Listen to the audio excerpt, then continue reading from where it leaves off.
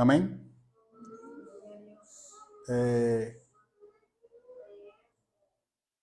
Canta conmigo.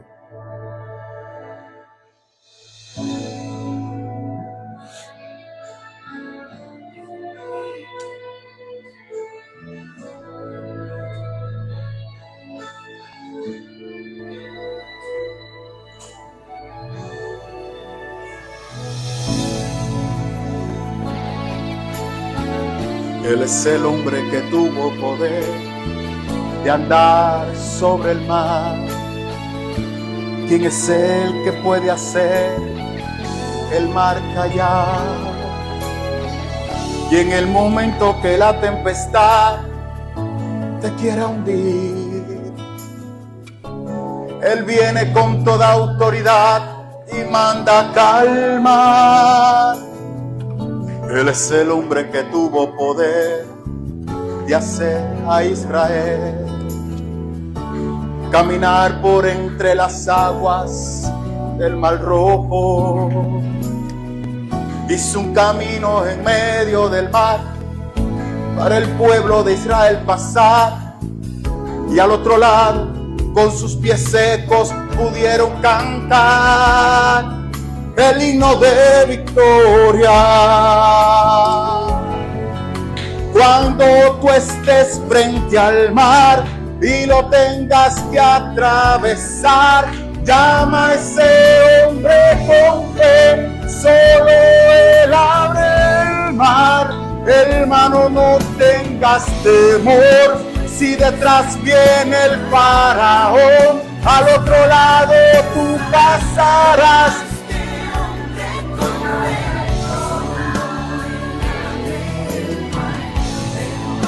Cada vez que el Mar Rojo tú tengas que pasar, llama siempre a ese hombre que te va a ayudar. En la hora más difícil es cuando Él te ve. Llama a ese...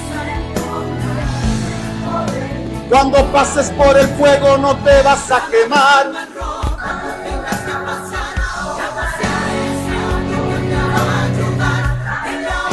Y en el nombre del Señor el himno de victoria del otro lado canto. Y lo tengas que atravesar.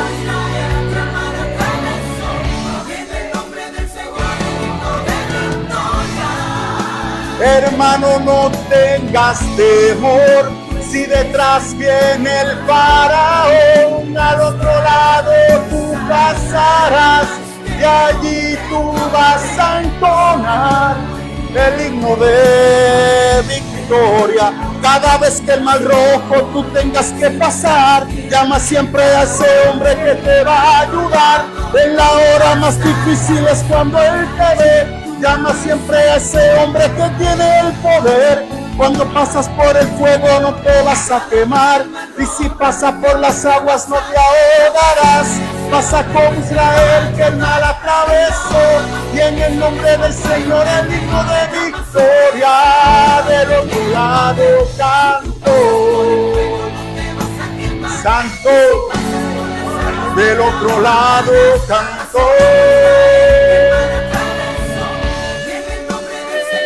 Del otro lado canto.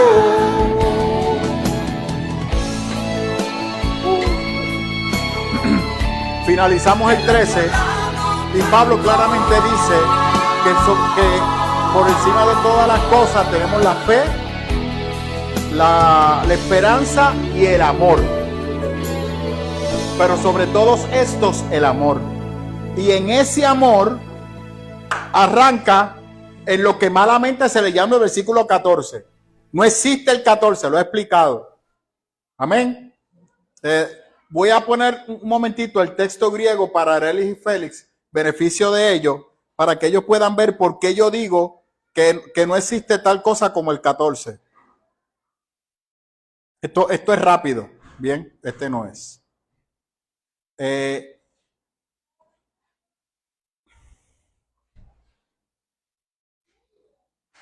Está en download. El texto original se da en tres idiomas: griego koiné, Hebreo y arameo. Esto que tú ves aquí, esto es Mateo, no es Corintios. Pero si vamos entonces al libro, a la carta de Corintios, bueno, si te das cuenta, el texto va de esta manera corrida. Se añaden los capítulos para que la lectura del estudioso de la palabra hoy sea más fácil. Pero cuando originalmente el texto se dio, nada de eso estaba. Así que lo que estamos viendo en el capítulo 14 es una continuidad de toda la carta, desde el 1 hasta el 14. Va todo corrido, no hay división. A diferencia de los evangelios, los evangelios son perícopas. Son diferentes eventos por los cuales Jesús pasó. Que en un momento histórico, ok. ¿Por qué? Cuando los apóstoles están con Jesús, ellos no entendieron su trabajo. Ellos fueron discípulos, siguieron a Jesús, fueron doctrinados por Jesús. Pero ellos tenían la visión de que Jesús iba a reinar ya. Eso de que iba a morir en la cruz no estaba. Para ellos Jesús iba a reinar. Y cuando hace la entrada triunfal en Jerusalén, para ellos era el momento clave para él instaurarse como rey de Jerusalén. Eso no ocurre. Jesús muere. Cuando Jesús muere, ¿ellos qué hacen? Regresan a sus profesiones. Jesús va y los busca, los regresa. Entonces está 40 días con ellos y le dice, ustedes tienen un trabajo que es lo que yo les enseñé, ahora a ustedes les toca compartirlo. En otras palabras, los primeros 10 o 15 años del ministerio de los apóstoles estaban compartiendo lo que Jesús le enseñó. No habían escritos. No habían escritos. Los escritos surgen por lo que va a ocurrir en el 15 cuando vayamos al 15. Los apóstoles empiezan a fallecer, empiezan a morir. Y surge la preocupación. Cuando ustedes se vayan, ¿cómo vamos a continuar el ministerio? ¿Por qué? Porque para ellos Cristo regresaba ya.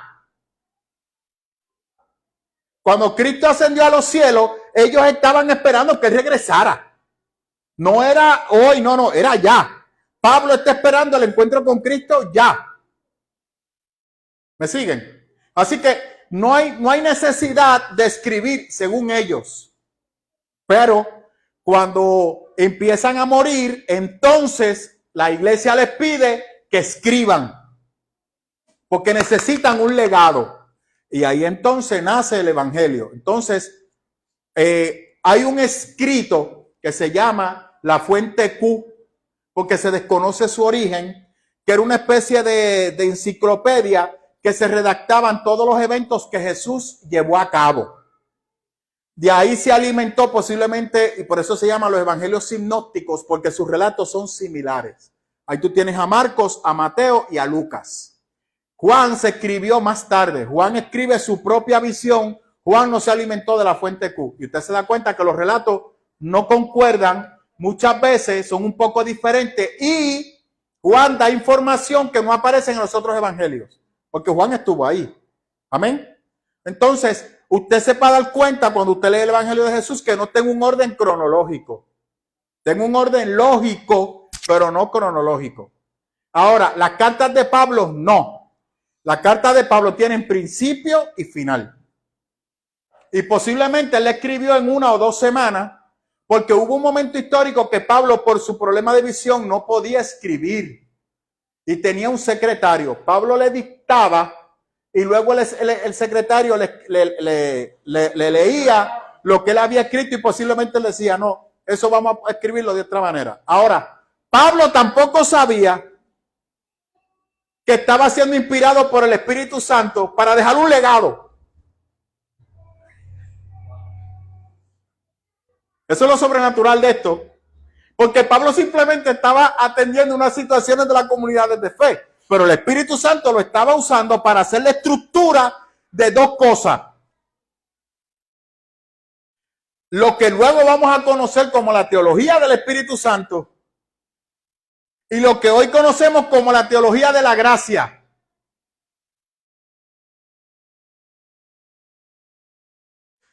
Diga, don José Luis. No. Todos murieron. No, el más que duró fue Juan. Juan se estipula que falleció porque era el más joven, de unos 90 a 95 años. Porque todos los demás, bueno, Juan murió de viejo, pero con marcas. Cuando él recibe el Apocalipsis, él está en la isla de Pasmos. Él está en Pasmos porque había sido desterrado. Y había sido desterrado porque Nerón lo lanzó en una olla de aceite ardiendo como castigo por estar en contra de Nerón. Que es a Nerón a quien Juan le llama el anticristo, y el 287 que mal llamado 666. Es a Nerón. No a los elementos fantásticos esotéricos que le han puesto hoy en día. Es a Nerón. Y como Nerón vio que el tipo sobrevivió, dijo, yo no quiero a este tipo cerca de mí, y lo desterró para Pasmos. O sea, él está con las marcas. Cuando él escribe la carta de Apocalipsis, que es una carta, él dice, yo que soy compañero de ustedes en el sufrimiento. A eso es que se refiere. Yo he pagado el precio por el evangelio, pero él fue el último en morir. Todos los demás fueron asesinados. Ninguno murió por muerte natural excepto Juan. ¿Alguien más iba a hacer esta pregunta para acá? Felipe, puedes preguntarle en confianza. ¿Tienes duda? Tu carita dice lo contrario. No se me ponga muy poético porque hay mucha información y no he empezado. Ajá. Como yo tengo entendido, esa isla era como un tipo de cárcel. Excelente, don Anthony. Usted me sorprende cada vez más. Era como Alcatraz. Era como Alcatraz. Era una isla aislada. Al día de hoy Pasmo existe. En el mapa usted la puede visitar. Una isla pequeña, que no hay agua, no hay nada. El agua era traída de fuera. Y los alimentos igual, porque lo que hay es piedra y dos o tres aves silvestres. Pero no hay fuentes de alimento ni nada. Era literalmente desterrarlos ahí hasta que murieran. Y ahí se estima que el apóstol Juan falleció. Lenguas extrañas significa que nadie las entiende. Y solo se hace para proyectar una alta espiritualidad. Lo que estamos viendo, lo que Pablo le está llamando la atención en el capítulo 14, es a un grupo de hermanos que en medio de la actividad donde la iglesia se reúne, ubíquese que en aquel momento histórico las iglesias no eran templos, eran en casas. Las personas se reunían y dése cuenta que cuando se va a hablar de la cena del Señor, la iglesia se reúne para la cena del Señor y Pablo le dice, los felicito porque están poniendo en práctica lo que yo les enseñé. Y eso es hermoso. O sea, ellos estaban poniendo en función lo que Pablo les había enseñado. ¿Qué Pablo le enseñó? A Cristo y la conexión de Cristo en sus vidas.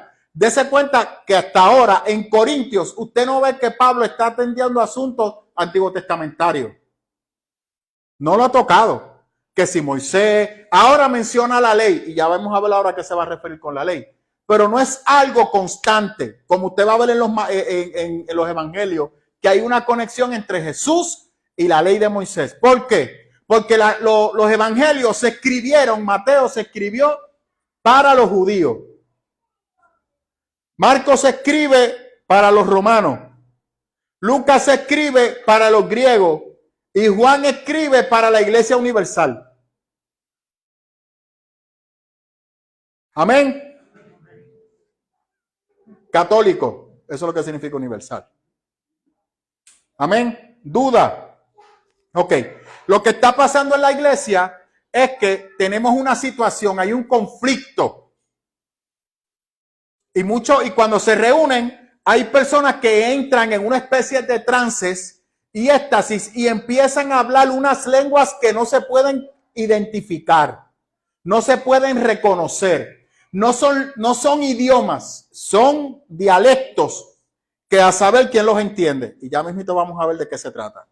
En contraparte, el mensaje profético edifica, esa es la palabra en griego, y exhorta. Miren qué interesante la palabra para exhortar.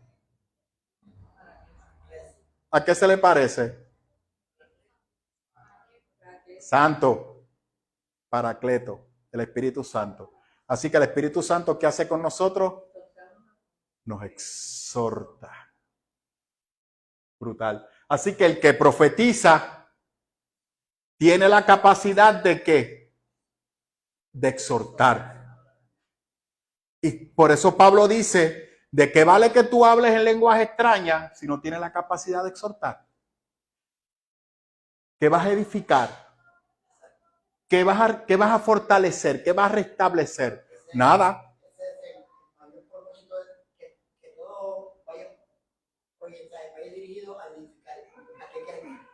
Totalmente. Pero ¿qué estaba ocurriendo? Que tenían personas que se levantaban a hablar. Ya mismito vamos a ver el porqué y le voy a contestar la pregunta a José Luis, porque yo sabía que iba a causar conflictos, que la mujer calle en la iglesia.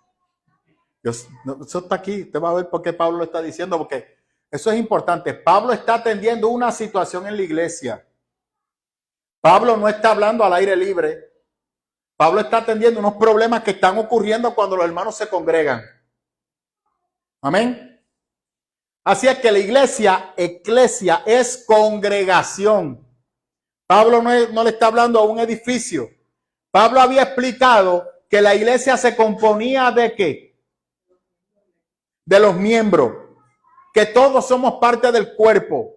Que todos tenemos diferentes dones que están prestos para la iglesia. De hecho, en el 14, Pablo vuelve y dice, anhelen los dones, aspírenlo, búsquenlo, porque están ¿para quién? Para ustedes. Son necesarios para la iglesia. Yo decía el martes pasado, los dones son necesarios para la iglesia. Anhélelo, hermano. Yo no tenga miedo, usted va a ver lo que está pasando. Pablo dice, luego en los versículos más adelante, pero si usted va a hablar en esas lenguas, que solamente usted está hablando, tiene que haber alguien que interprete. Si no interprete, quédese callado. ¿Qué está pasando? Cuando Pablo empieza a hablar de los instrumentos, que hay un desorden en la iglesia.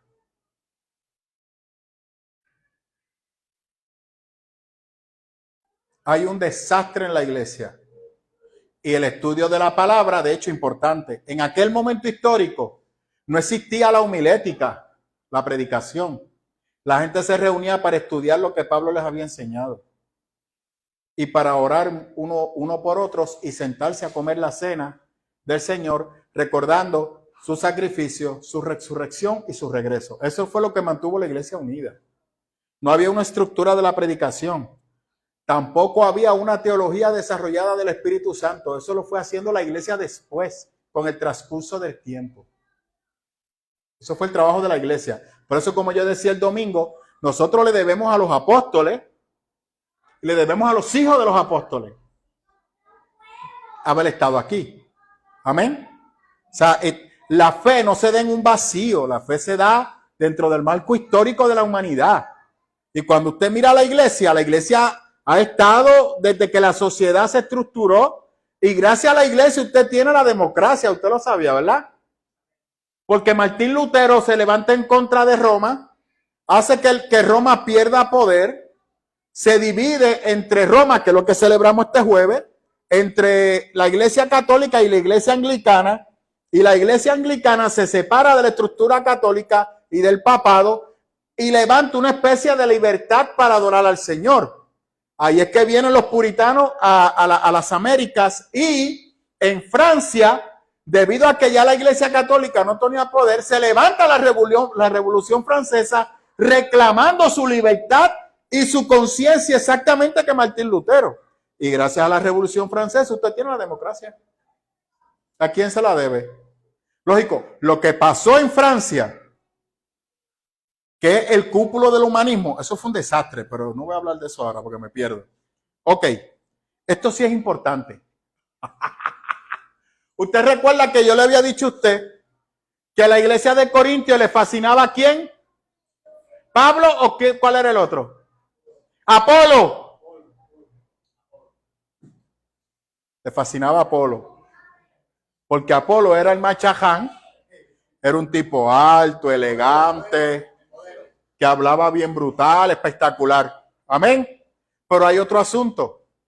Dentro de la iglesia de Corintios hay un santuario Apolo. Entonces, dentro del templo de Apolo, mire aquí Delfo, la conexión entre Corintios, ocurrían unas cosas dentro de ese templo. Actividades dentro del templo de Delfo y el de Apolo. Le voy a decir lo que se dialogaba y le voy a definir dos palabras. Las profecías o las profetas de Delfo y lo que ocurría en esos templos. Amén. Y mira lo que decía una de las profecías, una de las profetas. Algún peregrino que de gracia es que él esté en el medio, haya venido, oiga esto por favor, porque necesito que me lo conecte, porque aquí usted va a contestar parte de lo que estamos hablando. Y si puede, pues cópielo. Esta frase la hace una profetisa. Acérquense según usual norma y siga el turno que la suerte le marque. Yo por mi parte doy oráculo según el Dios me lo dicta. Así resuena en el prólogo de la Eumínedes la palabra de la pitonisa, la gran sacerdotisa de Apolo Pitio. Su oráculo, la que en nombre del Dios habla a todos los mortales, helenos y bárbaros en Delfos, el ombligo del mundo. Para los griegos, los bárbaros eran aquellos que no hablaban su idioma. Sencillo. Usted hablaba griego, si usted no hablaba griego, usted era un bárbaro. Sencillo. El nombre de Delfo para los griegos es, ahí está la palabra en plural, se relaciona con la palabra Delfos, que significa matriz o útero. Lo que enlaza el lugar con las leyendas de la ancestral gran diosa madre y sus hijos. También parece estar asociada con Delfis, que significa delfín, lo que lo vincula con Apolo Delfios y algunos cultos cretenses. ¿Me siguen? ¿Están confundidos? Diga, varón. ¿No tiene duda? Ahora, entonces, se va a poner más sabroso ahora. Se va a poner más sabroso ahora. De ahí que algunas fuentes también llamen a la zona Pitón o Pyron. Este monstruo, según los himnos homéricos, mataba a los vecinos de la cercanía y su ganado. Entonces, Apolo, después de designar a la antigua sacerdotisa del templo como su oráculo, tomó para sí el sobrenombre de Pitio. De esta manera, el dios se convertía en el Salvador y de algún modo se legitimaba como señor del sitio y heredero del don de la profecía.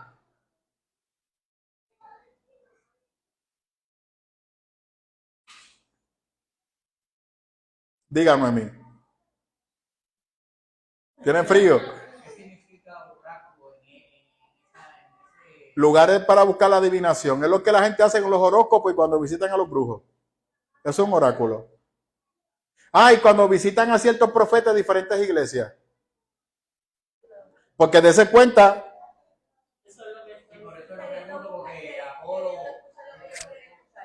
Por eso es que dice que van a buscar para que Dios les hable a todos los mortales.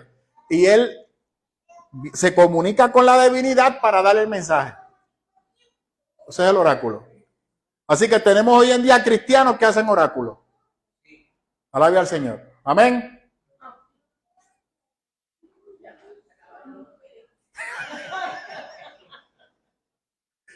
Esa Arelia es mala.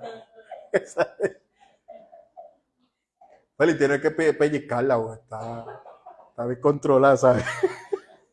Pero es cierto. Sin embargo, allí no encontró sacerdotes para su culto. No habían hombres. Es por ello que cuando desde la montaña divisó un barco, se transformó en delfín, saltó al mar y guió a la nave hacia la costa. ¿Con qué propósito? El oráculo era consultado tanto por embajadas de importantes ciudades como por reyes, príncipes y ciudadanos comunes para preguntar acerca de guerra, políticos, que los políticos se acercan ahora para que oren por ellos. El único propósito es ganar las elecciones. Amén. Nunca llegaron, no, sí, eso. Pero peor es que las iglesias que le prestan los púlpitos y oran para que ellos ganen las elecciones. Pero, ¿ves? Ahí, pero otro tema. Príncipes y ciudadanos comunes para preguntar acerca, colonias, oiga, para preguntar sobre negocios, destinos, familias y amores. Por eso yo digo que yo no bendigo negocios. Yo le encomiendo la responsabilidad a los dueños del negocio que den testimonio de Cristo y entonces su negocio es bendecido, no por el negocio, sino por ellos. Porque Dios bendice y prospera a su pueblo, totalmente claro. Pero el pueblo tiene que mantener una relación con él y como yo predicaba el domingo, le diezman ¿a quién? A Dios, no a Gomorra. De hecho, ¿hay preguntas sobre la predicación del domingo? ¿Dudas que tengan? Le pido disculpas, lo iba a hacer al principio y se me olvidó y ahora que la mencioné me acordé. Yo siempre abro un espacio para, si tienen dudas de la predicación, aclararla los miércoles, para que hoy estamos martes, porque el jueves tenemos lo de Acción de Gracia. No hay preguntas sobre la predicación del... Anyway, está grabada. Yo la he escuchado como 4 veces. A mí me ministró, pero como yo sé que me puse un poco difícil.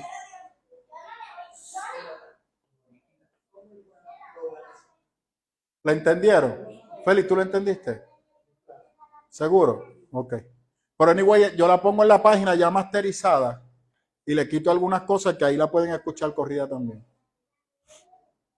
Bueno, ejemplos de consultas y profecías abundan de la boca de Pitio. Salieron las palabras que instigaron a Orestes. Esos son padres de la tradición griega. Bien. Y el rey de Agamenón. Mira, ahora es que se pone sabroso. En la época en que se consolida el oráculo de Delfos como lo más importante institución religiosa de Grecia, la sociedad era patriarcal y machista, a veces al extremo de la misoginia. ¿Sabes lo que es misoginia, verdad? Que se denigra a la mujer, se habla mal de la mujer. ¿Ah? Y la mayor autoridad religiosa del lugar del mismo oráculo era una mujer.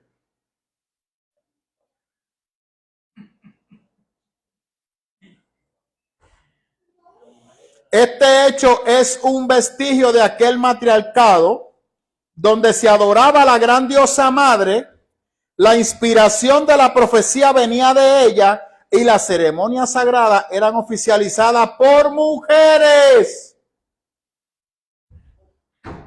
Las pitonisas eran instruidas de manera secreta por una hermandad de sacerdotisas, mujeres guardianas de ancestrales arcanos que les permitían comunicarse con el universo. Y aquí a usted tiene un ejemplo de una persona que va a buscar un oráculo y ahí usted tiene a la sacerdotisa que, no se asuste por lo que voy a decir, que regularmente tenían un vestido que cubría todo su cuerpo porque eso era una muestra de santificación y no mostraban más allá del tobillo.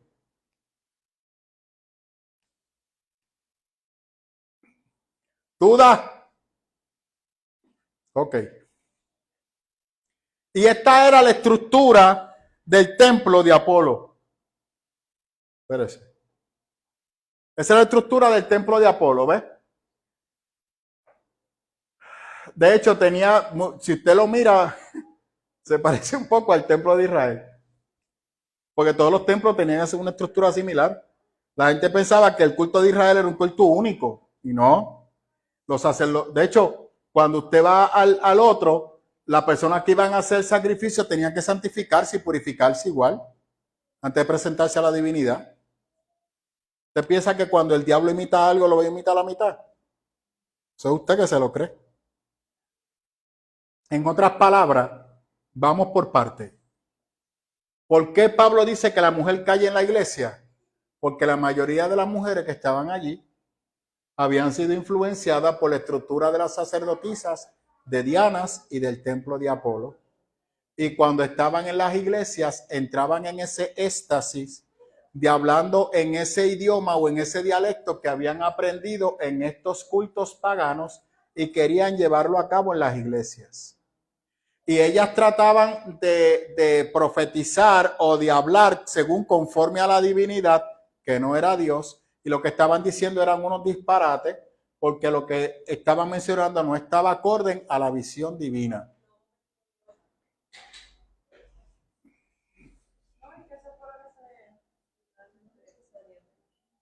En aquel momento histórico no. ¿Sabes por qué? Porque lo estaban haciendo en ignorancia. Porque venían con porque recuerda, y esa pregunta te quedó espectacular, Arely. ¿Por qué? Porque en aquel momento histórico ellos estaban aprendiendo la fe. Recuerde que en estos momentos, cuando yo empecé a explicar la carta a Corintios, que a veces en las iglesias no se menciona esto, estas personas no habían escuchado el evangelio. Estas son las raíces de la iglesia y la gente va a cometer un montón de errores porque, de hecho, lo mismo que le pasa a una persona que recién se convierte a Cristo y todavía su mente está en hacer las cosas como aprendió toda su vida y ahora tiene que desaprender para volver a aprender. Eso es correcto. Pero entonces le toca a la iglesia tener misericordia y llevarlo.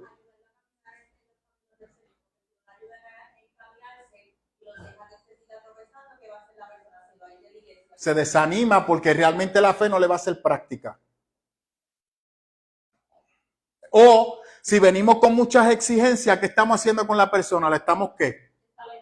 Y cargando. Y viendo a un Dios impersonal y lejano. Entonces, aguántese. No, sí, porque endurece su corazón y el enemigo capitaliza, porque no va a haber práctica la fe. Ahora usted está listo, aguántese. Porque yo le voy a cambiar la visión que usted tiene de ese versículo. Mira lo que Pablo dice, que la mujer tiene que ser educada, pero le toca a su marido educarla. ¿Sabe usted qué? En Corintios no había una estructura para que las mujeres aprendieran. Pablo le está diciendo a los maridos, dejen de estar de vago, dejen de ser niños, lo que le dijo en el capítulo 1, pónganse a estudiar la palabra como yo se las enseñé y compartan lo que ustedes están aprendiendo con sus esposas, para que cuando Dios las use, hablen conforme al conocimiento divino. Si usted quiere, yo me voy. ¿Me puedo ir? Pero ustedes son unos macetas, ni una peja ahí en este altar. Con eso era para tirar billetes de 100 y de 20, Elizabeth.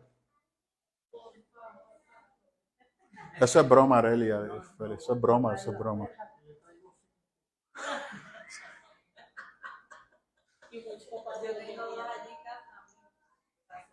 No, pero tú las tienes como princesa esas perras. Mire, ahora, cuando Pablo habla de la profecía, vamos a la profecía en el Antiguo Testamento, porque esto está brutal. Porque la iglesia necesita el don de profecía y lo vamos a ver el por qué. Pero el don de profecía bíblico. Pablo claramente en el versículo repitió más de 7 veces, anhelan el don de profecía.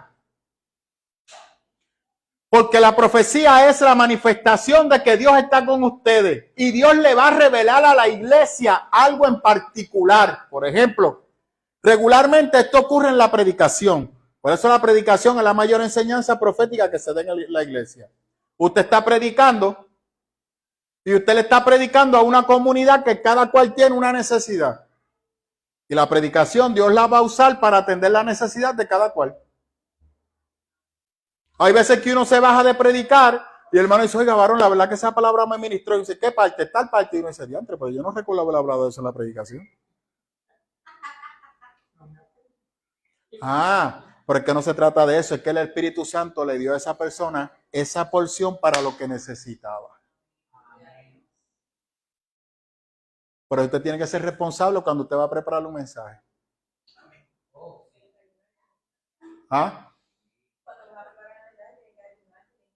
Tienes que prepararte. Sí, para que el Señor te dirija en lo que vas a hablar. Disparate. O para que no venga a decir, Dios sustituyó el mensaje por esto. No, es un disparate. No me malinterprete. Usted puede prepararse, como yo le digo a los hermanos, usted se puede preparar de la A a la Z.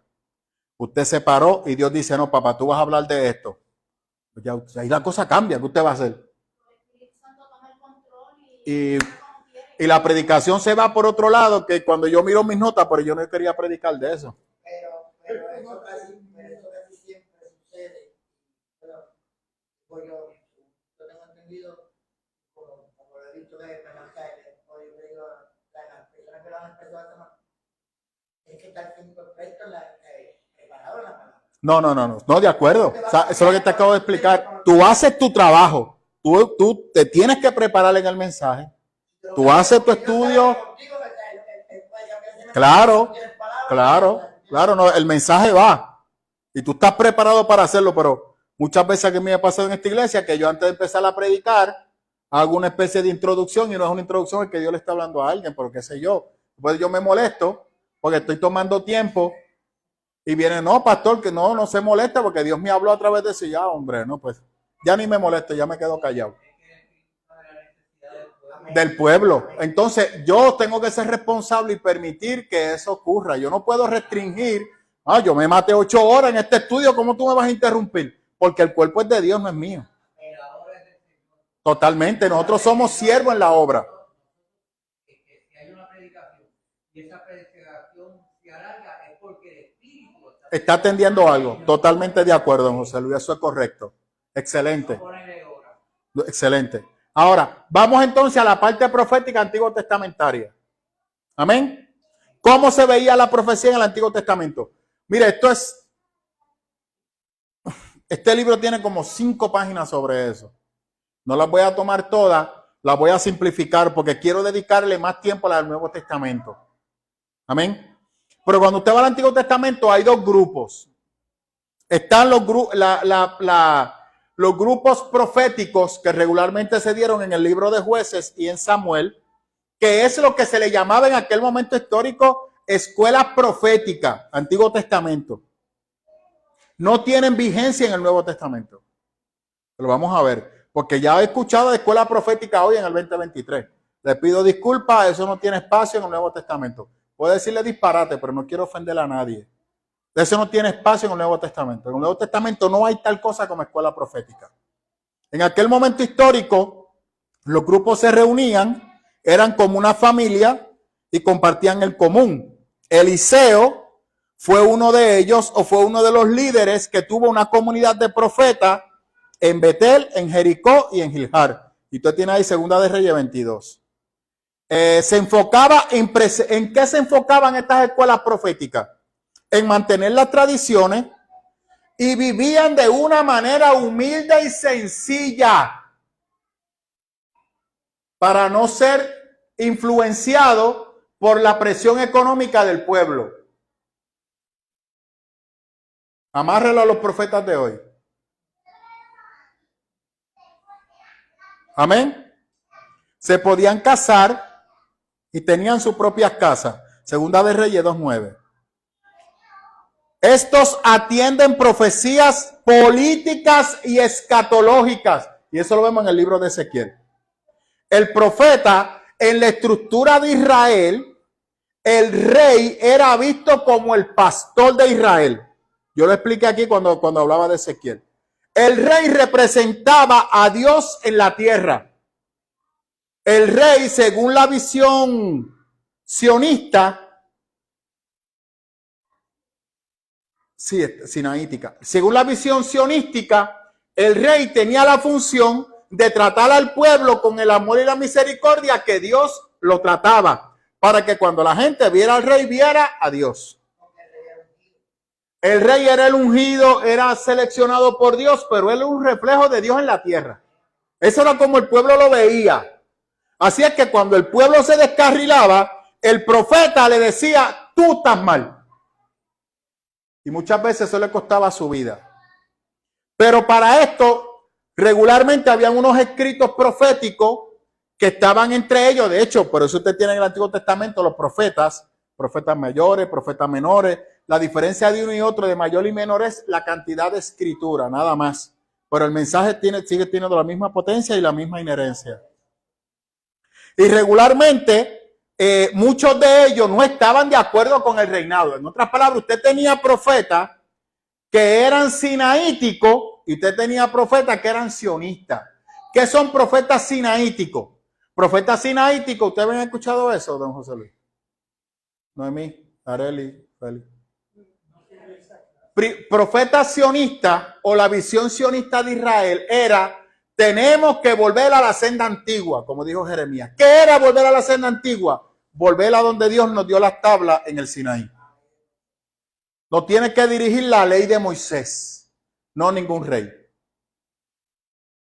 Que nos dirija a Dios mediante su ley, mediante su palabra. No reconocemos al rey. Así que siempre hablaban en contra del rey.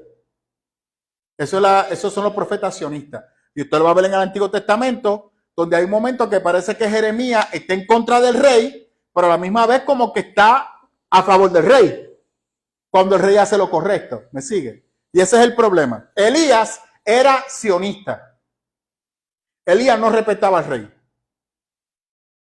No respetaba a Acaz. Acaz era, ¿verdad? O Acam. Acam.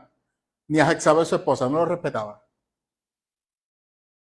Él era, te muere y vamos a la ley. La senda antigua es volvemos a la ley. Por eso decir que la iglesia vuelva a la senda antigua, eso hay que evaluarlo, porque teológicamente hay problemas. Porque nosotros no vivimos bajo la ley, vivimos bajo la gracia. ¿Ah? Y el ojo por ojo regresaría. Y claramente el Señor dice en Mateo, ojo por ojo, aquí no aplica. Eso fue lo que tú escuchaste que se te enseñó. Ahora tú tienes que amar a tu prójimo y a tus enemigos como a ti mismo.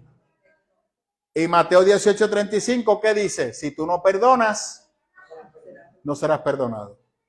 Entonces quiere decir que esa iglesia que se llama la senda antigua, que ellos no saben lo que realmente están. Bueno, José Luis, yo me prometí no hablar de pastores ni de otras congregaciones. Yo hablo en general. Sí, porque antes, si estuviéramos aquí cejaditos, o cuando se apagan las cámaras, pues hablamos lo que usted quiera. Pero mientras estemos al aire, por el respeto a muchas personas, en la página hay más de 60 personas que ven esta transmisión y por respeto a ellos, pues. Ahora, si usted lo amarra a lo que yo acabo de explicar, hay que analizarse. Por eso yo siempre digo, gracias por traerlo, porque lo tenía dentro de la narrativa. Las iglesias tienen dogmas y tienen doctrina. El dogma es la manera que la iglesia se va a comportar y dirigir. Por ejemplo, en nuestra constitución, eso es un dogma. Esto es lo que nosotros creemos. Creemos en el Padre, el Hijo y el Espíritu Santo y la palabra inspirada, que es palabra de Dios, desde Génesis hasta Apocalipsis. No cuestionamos los libros, lo estudiamos profundamente porque consideramos que la palabra de Dios es el amanecer, el despertar y el atardecer de la persona. Pero hacemos un estudio exegético del texto. O sea, profundizamos en el texto. Cuando yo hice esa constitución, la hice en base a la palabra de Dios. Teológicamente hablando, minimizando los errores. Ese es el dogma. Hay comunidades que el dogma, por ejemplo, que la mujer tiene que usar un velo. Porque en Corintios dice que la mujer tiene que usar el velo. Eso es un dogma.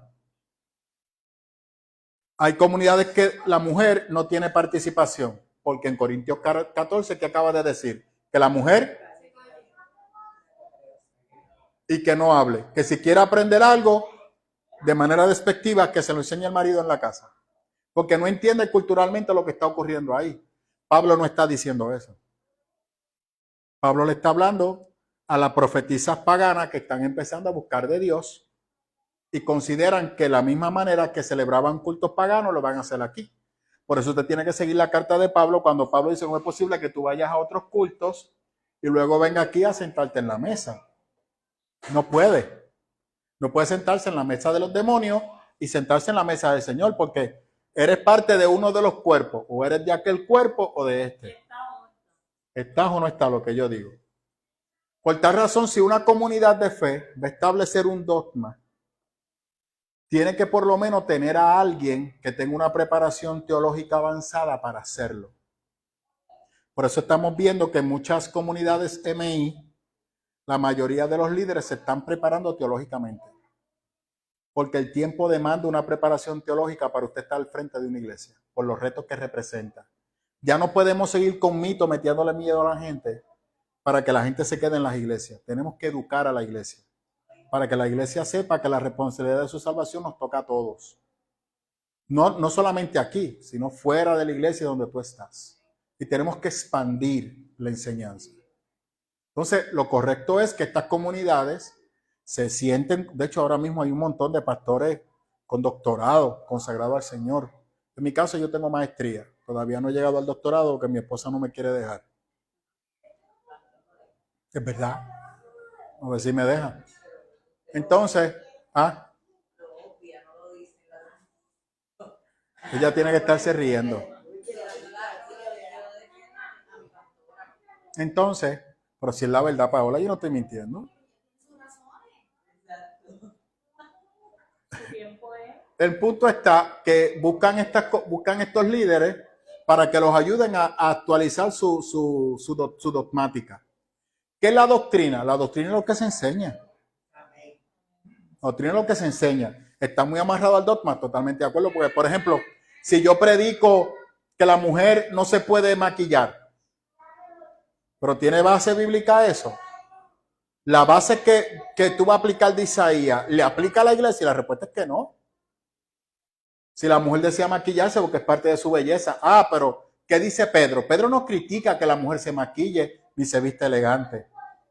Pedro lo que le dice a la mujer es, mujer, la belleza exterior no sustituye tu belleza interior. Al contrario, tu belleza interior es mayor que el exterior. Y vamos a ser realistas, no hay nada más hermoso que una mujer al natural. Pero de la misma manera, no hay nada más hermoso que una mujer con un maquillaje adecuado, con un lifting hermoso, o sea, y con un perfume espectacular. Claro, ¿me sigue? Eso es hermoso. Pero yo prohibí eso, ¿no? Ahora, ¿qué hace la gente? Claro, eso son normas. Y yo las sigo. Marta me dio una lista de normas y yo la voy a seguir al pie de la letra. Pero mi corazón está siguiendo esas normas. ¿Qué dice el Señor? Este pueblo de labio me sigue las normas. ¿Y dónde está su corazón? Eso no es lo que pasa en las iglesias hoy en día. La gente viene a la iglesia y sigue la norma, pero se monta en el carro y siguen haciendo otras cosas. Si Cristo viene, ¿para dónde van? Para el cielo no van. Amén. ¿Eso contesta su pregunta? No me compliqué, ¿verdad? Me compliqué. A veces yo me complico, a veces me parezco a Pablo. No sea loco. ¿Es entendible? Pues vamos.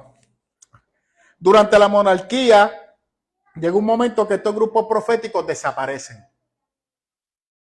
Podemos decir que ese último profeta que fue individual fue Jeremías. Isaías pertenecía a la casa de profeta. De hecho, Isaías estaba en el palacio cerca del rey. Así que Isaías era sionista o sinaítico. ¿Sionista o sinaítico? Sionista. Porque el sionista respaldaba el rey. El sinaítico decía que no. Así que Isaías, todo lo que escribe, va a ser a favor del rey. ¿Usted está listo? Los salmos son todos sionistas. Y cuando te habla de Dios, no te habla de Dios, te está hablando del rey. Pero lo que pasa Porque voy a agarrar me corregí porque estaba diciendo que los sionistas son los que... No, sionista es a favor del rey, sinaítico es volver, pues lo corrijo. Sionista a favor del rey, sinaítico, volvamos a la ley de Moisés. La ley de Moisés, las tablas. Tenemos que volver al Sinaí, donde Dios nos dio la palabra. Entonces, en otras palabras, que nos dirija a Dios, no a ningún hombre.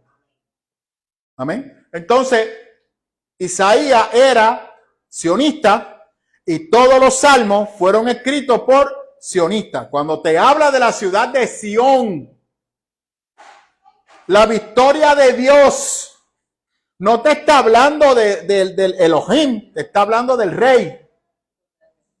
Y cuando el rey pierde, Dios, ¿por qué nos has abandonado en medio de la batalla? El rey murió en la batalla y los dejó solos. Entonces tenemos a los individuales, que entre ellos está Samuel, Elías. Ahí usted puede poner a Jeremías.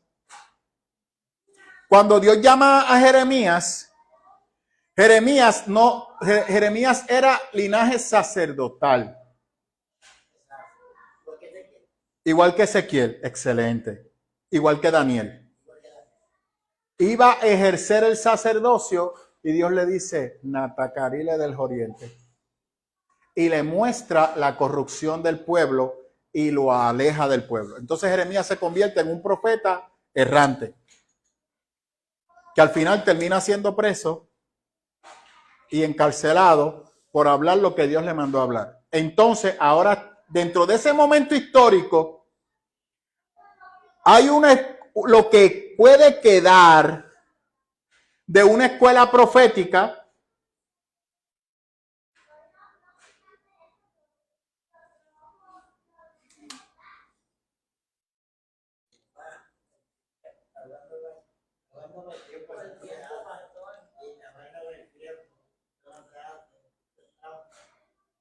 Estoy tomando agua, Antonio. ¿No puedo tomar agua?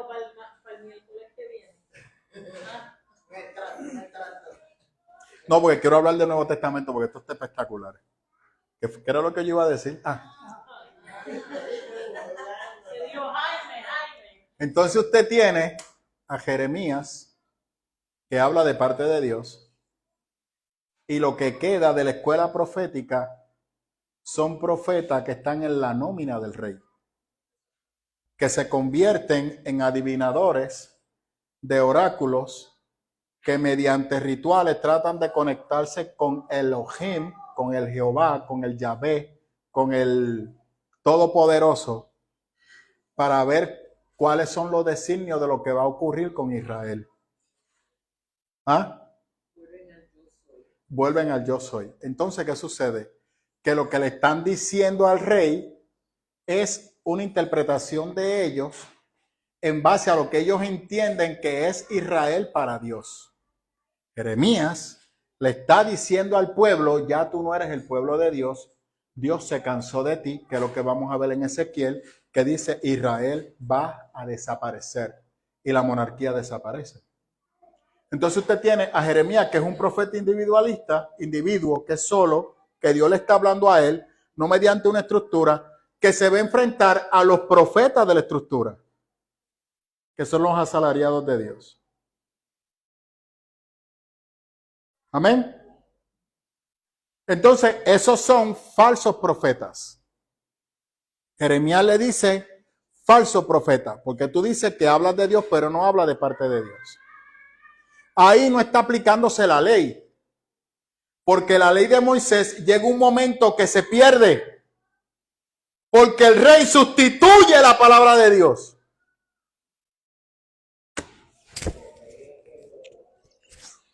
Vamos al Nuevo Testamento. Ya yo dije eso.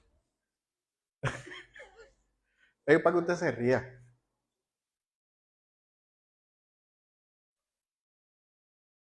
Arely, por favor, la porción que te pedí. Vamos a ver qué pasa en el Nuevo Testamento. ¿Cuál es la función de profesar? Sí, por favor, del 1 al 11. Dice, pero cierto hombre llamado Ananías, con Zafira su mujer, vendió una heredad y sustrajo del precio, sabiéndolo también su mujer, y trayendo solo una parte le puso a los pies de los apóstoles. Y dijo Pedro, Ananías, ¿por qué nos Satanás tu corazón para que mintieses al Espíritu Santo y sustrajeses el precio de la heredad? Reteniéndola, no se te quedaba a ti y vendida. No estaba en tu poder, porque pusiste esto en tu corazón. No has vendido a los hombres, sino a Dios. Al oír Ananías esta palabra, cayó y expiró, y vino un gran temor sobre todos los que lo oyeron. Y levantándose los jóvenes, lo envolvieron y sacándolo, lo sepultaron. Pasado un lapso como de 3 horas, sucedió que entró su mujer, no sabiendo lo que había acontecido. Entonces Pedro le dijo, dime, ¿vendisteis en tanto la heredad? Y ella dijo, sí, en tanto. ¿Por qué? Y Pedro le dijo, ¿por qué convinisteis con tu esposa en tentar al Espíritu del Señor? He aquí a la puerta los pies de los que han sepultado a tu marido y te sacarán a ti. Al instante ella cayó a los pies de él y expiró, y cuando entraron los jóvenes, la hallaron muerta, y la sacaron y la sepultaron junto a su marido. Y vino gran temor sobre toda la iglesia y sobre todos los que oyeron estas cosas. Yo no me voy a concentrar en la muerte de Ananías ni de Zafira. Yo me quiero concentrar en que usted vea cómo funciona el poder profético en la iglesia. El poder profético es para todas las personas en la iglesia. No hay requisito de ayuno, no hay requisito de oración, no hay requisito de lectura de la palabra. Lo que Dios busca es un corazón dispuesto y Él lo va a usar. Porque la iglesia necesita la profecía. Porque Dios va a hablar de una manera diferente y va a mostrar cosas que humanamente no podemos ver. Por ejemplo, yo siempre hablo de esta iglesia. Cuando nosotros vinimos a este lugar, todo parecía que no se iba a conseguir el lugar. Dios había hablado en sueños, Dios había hablado aquí de 40,000 maneras, pero para nosotros no iba a ser viable. Yo estuve a punto de rendirme cuando Dios hizo lo que iba a hacer. Literal. Pero ya Dios había hablado. ¿Me sigue? O sea, eso es el espíritu profético que Dios habla. Aquí el espíritu profético se está manifestando de una manera espectacular porque Pedro, Dios le mostró lo que Ananías y Zafira hicieron. Él no estuvo allí. Él no los aconsejó. Cuando Ananías está frente a él, Pedro lo confronta. Confrontación. El espíritu profético confronta. Y me voy a usar yo de ejemplo. Cuando yo estaba en Torres Ortega, que Dios empezó a darme mucho conocimiento y mucha chucherita, y yo me crecí. Y me creía que sabía. Que estaba volando bajito. Y nadie me ganaba los debates los viernes. ¿Se acuerda de eso? Los comía vivos. Yo estaba, ya tú sabes, en mi salsa. Y empecé a abrir unas puertas que no debí de abrir. Me descuidé espiritualmente. Caí en fornicación. Traté de salir por mi propia fuerza. Y un día estaba en la iglesia. Y Dios usó una mujer de Dios que no hablaba en lengua ni nada. Se acercó y me dijo, Manuel, huye por tu vida. Corre. Corre. Corre, Manuel. Y yo miré a esa mujer con inferioridad. Porque ella no sabía más Biblia que yo.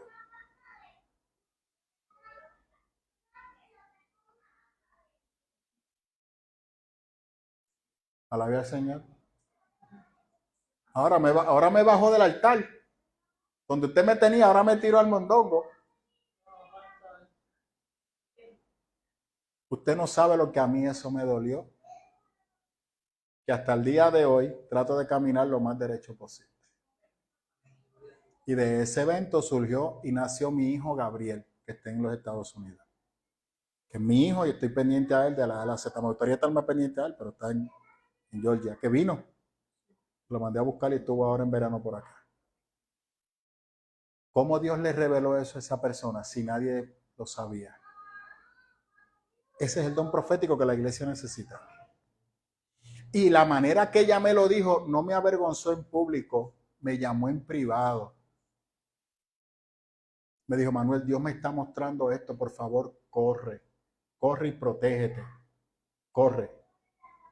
Pero yo tenía que correr, era de mí mismo. Era yo el problema, porque yo estaba altivo y altruista. Entonces ahí usted tiene a Ananías y a Zafira. ¿Qué Pedro le dice? Ananías, ¿en cuánto tú vendiste la propiedad?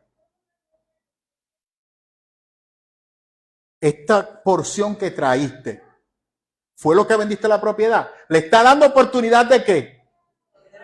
De que se rectifique. Si él le dice, Pedro, no, yo la vendí en más, pero me quedé con una porción porque me dieron un montón de chavos y necesitaba el otro. Pues chévere, está bien, porque eso es tu propiedad, es tuya, eso es una ofrenda que tú estás dando.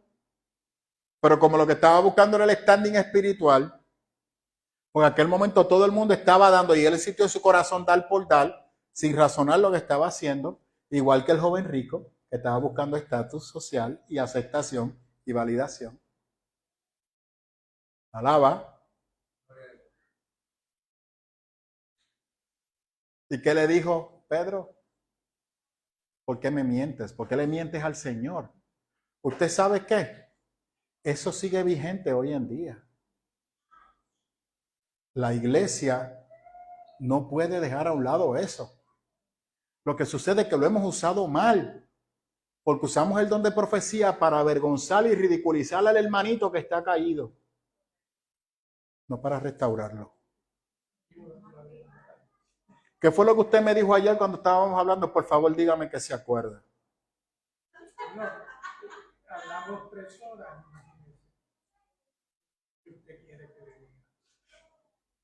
Que el amor de Dios, ¿qué hace el amor de Dios en nosotros?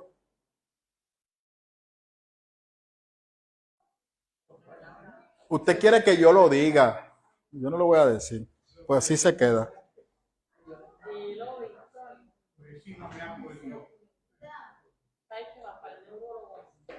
A primera hora. Mire, estábamos hablando.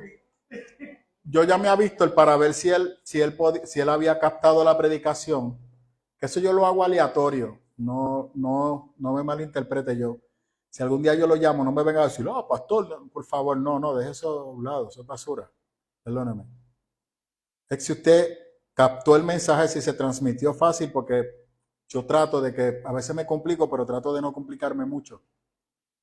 El punto está que del diálogo, don Víctor hace una reflexión que me voló la cabeza. Dice, nosotros aprendemos a amar como Dios ama y amparado en la manera que Dios nos ama, buscamos amar y restaurar a nuestro hermano.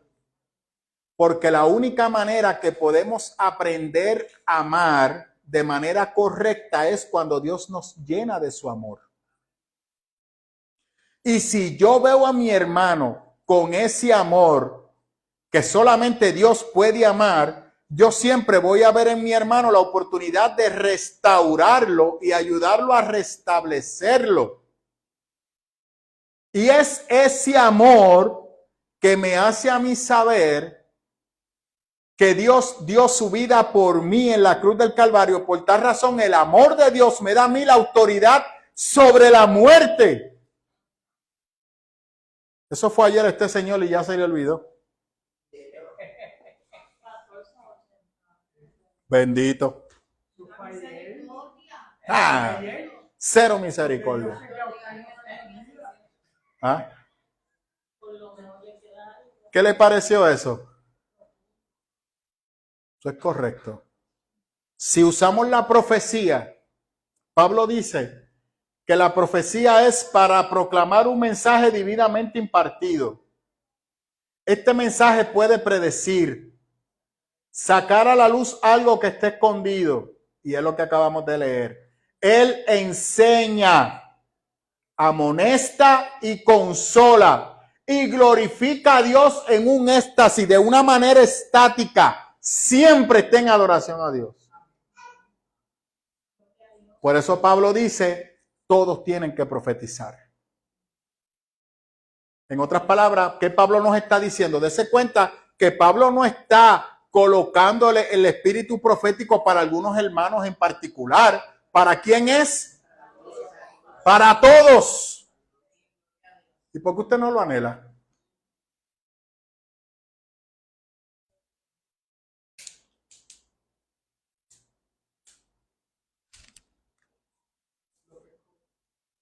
No, se escapó. Dígame, ¿por qué usted no lo anhela? Dígame, don José Luis. De buscarlo. Brutal buscarlo. Y darnos cuenta que no depende de usted, sino de quién. De Él. ¿Qué le estoy diciendo? La mesa está servida.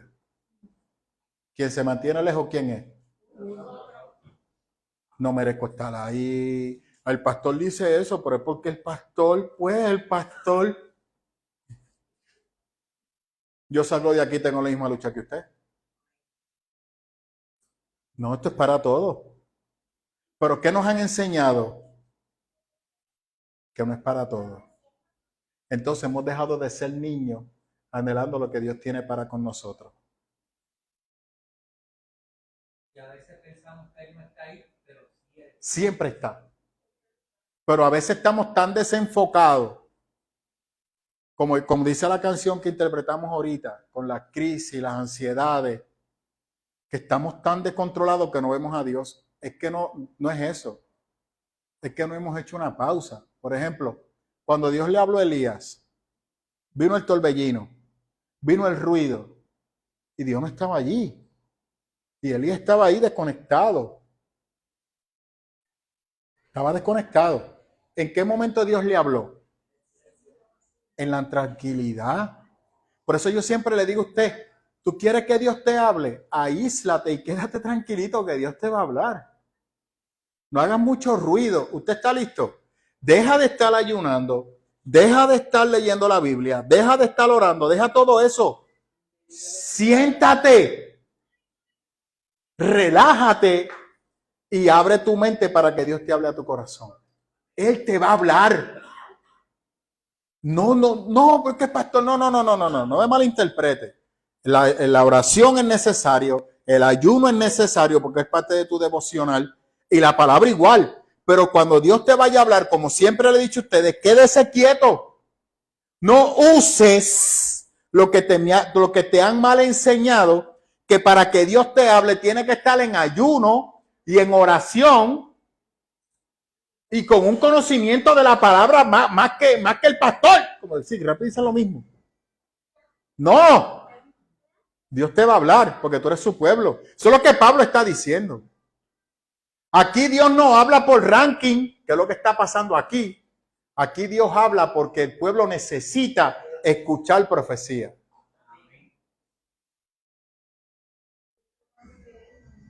Porque se trata de Él. Y número 2, usted le sirve a un Dios vivo. Un Dios vivo y personal. Dios no está muerto. Él está vivo y está pendiente a tus necesidades. No le abras la puerta del carro para que se monte, porque ya Él está contigo. Y en tu casa también Él está contigo. En tu trabajo igual. En todo lugar que tú estés, ahí está Dios.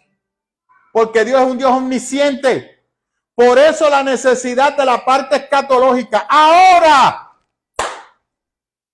cuando habla de predecir, va a estar sujeto ¿a qué? A la revelación bíblica. A lo que ya su palabra dijo. Ejemplo, Pablo fue arrestado. Y se levantó el profeta Agabo. ¿Usted sabe quién es Agabo, verdad? Fue uno de los profetas que Dios usó en el Nuevo Testamento. Pablo no escribió nada. Y Ágabo le dijo, Pablo, tú vas a ser llevado a Roma, vas a ser, tus manos van a estar amarradas, y se puso en el piso en la manera que Pablo iba a ser arrestado. No pasó literalmente como él dijo, pero sí pasó lo que le advirtió al Pablo que iba a pasar. ¿Qué dijo el Señor para todos aquellos que iban a predicar su palabra? ¿Que iban a hacer qué? Encarcelados y asesinados. La revelación de Ágabo o de Gabo para Pablo, ¿era acorde con la palabra? ¿Sí o no? Así que todo aquel que venga con una revelación nueva, anatema sea. Porque ya la revelación bíblica para la iglesia está. Y Apocalipsis dice, hay de aquel que añada o quite. Esto es disparatero, porque no hay otra manera de decirlo. Que viene un meteorito y que bajen de la Puerto Rico por la mitad. Que la iglesia vienen a citar la segunda de Crónicas. Si mi pueblo se humillare, sobre cuál se invoca mi nombre, y se arrepintiera de todos sus pecados, yo bendeciré, yo iré, así porque está lejos, y en lo que eso llega hay que gritar. Entonces allá él va a escuchar, y entonces, ¿qué va a pasar? Eso no aplica a la iglesia, son disparates.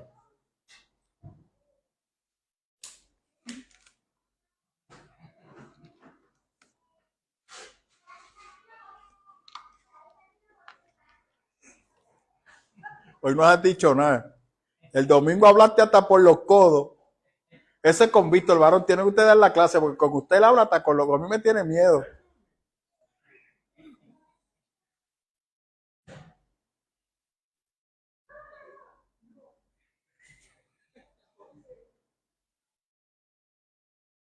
¿Usted me escuchó?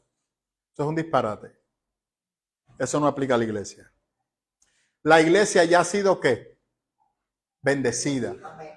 ¿Cuál es el trabajo de la iglesia? Llevar las nuevas de salvación. ¿A quién? Toda creación. ¿Cuál es la tierra de la iglesia? La Jerusalén celestial. Nosotros somos en este mundo, somos pasajeros. Y en el interín somos portadores del mensaje de salvación de parte de Jesús. En otras palabras, nosotros tenemos el mensaje que tenemos que predicar para que las almas se salven. Y a la medida que las almas se salvan, entonces las sociedades cambian. Dios ya hizo lo que iba a hacer y dejó al Espíritu Santo y a una iglesia para que hagan el trabajo de evangelizar. Y ese poder lo hemos ocultado. Cuando ocurrió el avivamiento del 26, en la calle Comerío, la calle Comerío estaba llena de arrabales y de barras, que a la medida que se predicaba la palabra, todas fueron cerrando y se convirtieron en lugares de bendición. Y San Juan era un lugar que nadie de noche se atrevía a entrar. Y principalmente la calle Sol, donde fácilmente con un puñal a usted lo liquidaban y lo encontraban al otro día. Porque era una boca de lobo. Los catacumbas se metieron a San Juan, predicaron la palabra y mire a San Juan hoy. Yo no tengo que clamar a Dios, yo tengo que ponerme a hacer el trabajo que ya Dios me mandó a hacer.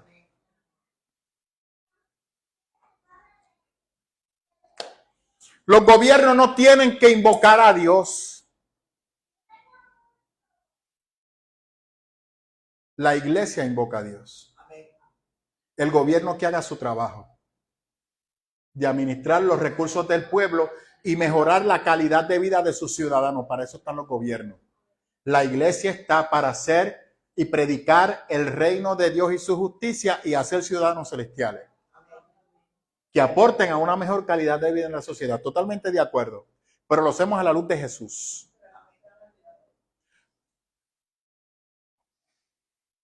Ahí brinca la bolita para lo que dijo ahorita nuestro hermano José Luis.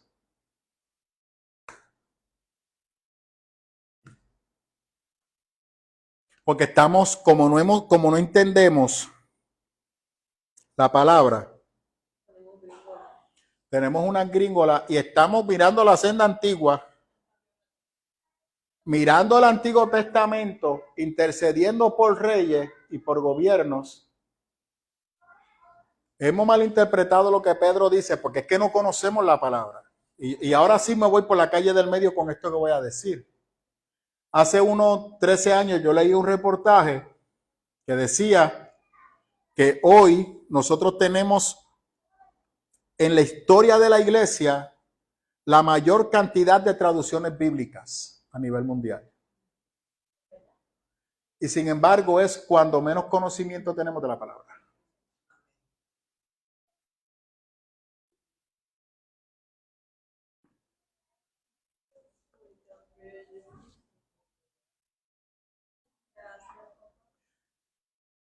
¿Por qué, Arelis? Pero hay lugares que, mire, dime, Arelis. Sin mencionar comunidades de fe, por favor. Si es comunidad de fe, no la menciono. Pero han cambiado tanta la doctrina que se han solamente especificado en hablar en un tiempo, se llenan los ojos y cambian todo. Lo que ven es morir. Y yo conozco. No haga eso, por favor. General. Realmente yo conozco a muchos y han cambiado esa doctrina que han hecho que muchas personas y más jóvenes se han descaminado y se han ido. Y por eso que hay muchos jóvenes que no quieren volver a la iglesia por esa doctrina que vieron. Amén. Es que se especifican el tránsito, esto, lo otro. Entonces, lo más importante que es la palabra, lo más importante que es escudriñar la palabra. Una de las cosas que me cantaron, ¿verdad? Ya que estoy hablando de esta iglesia, es eso, los estudios. Por eso que yo estoy aquí. Amén. Porque desde que yo empecé aquí, vi que se enfatizaba mucho en los estudios. Eso es correcto. A mí me encanta eso. Claro. Entonces, por eso es que yo me he quedado. Amén. A Dios sea la gloria. Amén. La estructura de nuestra iglesia, y de hecho, ya veo por qué el Señor me inquietó a decirlo. Y usted que nos está viendo, nuestros estudios bíblicos son estudios bíblicos exegéticos, no teológicos, porque teológico es todo aquel que estudia la palabra. Son exegéticos. En otras palabras, nosotros tocamos la parte lingüística, la parte histórica del texto. Eso amerita estudiar, conocer lo que es el 611, aplicar los métodos hermenéuticos y todo ese revolú. Por tal razón, nuestro estudio va a ser siempre muy diferente a lo que las escuelas, a lo que las iglesias tradicionales tienden a llevar a cabo. Regularmente los estudios lo llevan con una Biblia, alimentándose de lo que otro hizo. Por ejemplo, cuando usted ve su Biblia, hay unos versículos de referencia. Sepa que eso lo hizo un monje consagrado al Señor, que buscó conectar todos esos versículos del Nuevo Testamento con el Antiguo Testamento. Eso no estaba ahí. O sea, alguien ya le hizo el trabajo a usted. En nuestro caso, nosotros hacemos el estudio nosotros. Yo le doy a ustedes las herramientas para que ustedes hagan el estudio ustedes. Porque la idea es que ustedes tengan acceso a la palabra y sepan que la palabra abierta para todos. De esa manera, yo puedo conocer mejor a Dios.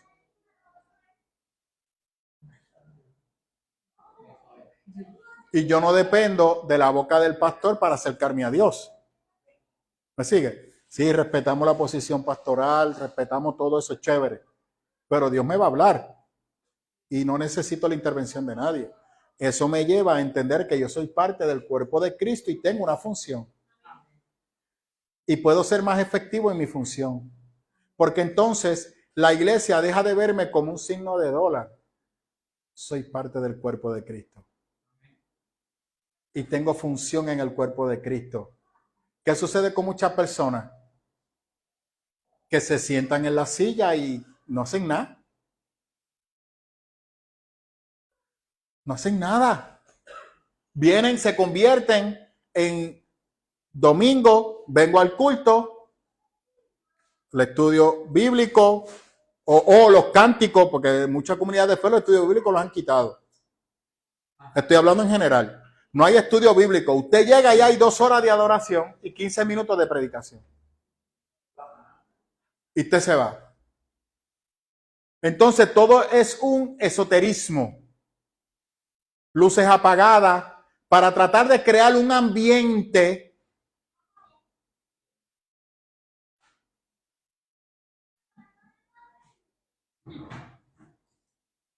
tipo a los cultos en Delfo para que la persona tenga un encuentro con la divinidad y que eso le pare los pelos y empiecen a llorar o a brincar y a saltar el mismo desastre que Pablo estaba criticando en Corintios.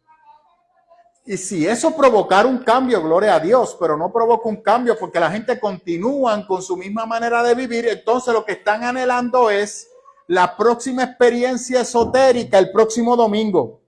¿Sabe usted lo que pasa? Que llega un momento que la misma mente sigue pidiendo algo más. Y llega un momento que se convierte en un ritual y la gente se cansa. Y ahí es que la gente se desanima. Literal. Oscuro y usted llega y... Bueno, la iglesia que la cruz no está. Yo siempre le he dicho, la iglesia no está. A veces hay comunidades de fe que la cruz no está. Y la cruz lo que nos recuerda todos los días, ahí estás tú. Tú tienes que morir a tu ego con frecuencia. Ahí. Entonces añadimos la prosperidad y yo creo en la prosperidad. Yo soy testigo de la prosperidad. Usted viene a Cristo de una manera y Dios lo va a multiplicar de una manera sobrenatural. Pero tú no puedes mirar eso. Eso va a ocurrir como efecto de que de tu relación con Él. Y te vas a dar cuenta al final del camino cuando tú te sientas y dices, Dios mío, pero yo me gano lo mismo. ¿Y por qué yo ahorro más? Ah, porque tu visión ha cambiado. Tu visión ha cambiado. Entonces tú aprendes a administrar lo que tú tienes. Entonces no era que tú necesitabas más, porque mientras más tú tienes, ¿qué más tú haces? Más gastas. Alabe al Señor. ¿Me sigue? Ya empezaron los geñitos. Aquí yo tengo unos geñitos que ustedes los van a ver después cuando se montan en el espíritu. Duda, pregunta. Arrepentimiento. Compórtense, por favor. Los tres se comportan, los tres. Tú y tú. A los hermanos que nos están viendo también aclaro, mira, esta es nuestra iglesia. Pues para que los martes yo soy un poco informar, porque el propósito es que la gente aprenda. A la medida que yo creo un ambiente informal, la gente se siente más relajada en participar. ¿Por qué? Está probado didácticamente hablando, cuando usted se involucra en el tema, usted aprende más. Cuando usted se queda ahí callado, llega un momento que usted tiene un montón de preguntas y su cerebro se bloquea y te deja de recibir. Por eso usted ve que a veces yo hago las pausas o cuando voy a tirarle un punchline, pues hago una pausa para que usted se relaje, que su mente haga un flush y entonces le digo, ¿verdad?, lo que le quiero decir para que usted despierte. Amén. Ese es el propósito. No es burlarme de usted. Yo no me creo que sea más que usted. El Señor reprenda al diablo. Lo que yo sé se lo debo al Señor. Y la evidencia es que si usted va a mi casa, sinceramente no va a ver ninguno de mis títulos enganchados. Ninguno. Solamente hay uno que tengo un cuadro y fue porque Rose lo pidió, que fue el de la maestría secular. Pero yo, así el Señor me enseñó. Y como del polvo me levantó, pues a él se los pongo a sus pies, como dijo Pablo. Y sepa usted que Pablo tenía aproximadamente 3 doctorados. Estamos, ¿verdad? ¿Y qué dijo sobre los doctorados? Son basura. ¿Sabe por qué? Porque cuando lo tenía y no tenía el Espíritu Santo, más que ayudar, destruía.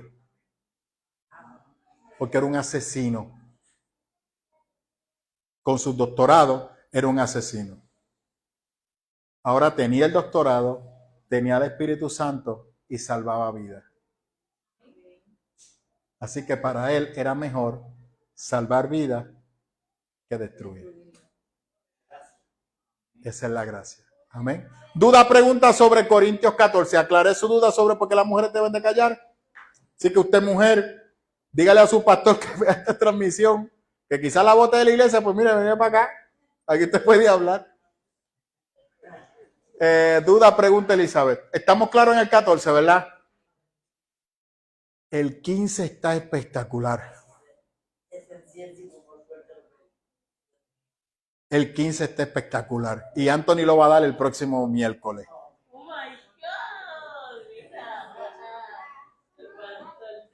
Yo quiero que usted comprenda que aunque Primera de Tesalonicenses fue el primer libro que se escribió, Pablo habló poco sobre la resurrección.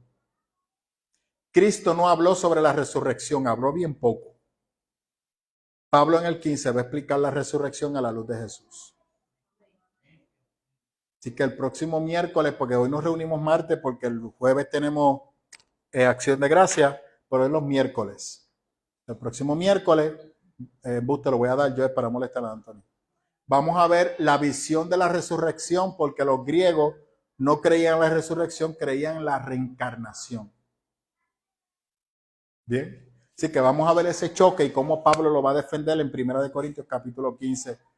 Espectacular. Y lo detalla más que en Tesalonicenses. Amén. Así que el próximo miércoles le esperamos en su canal acá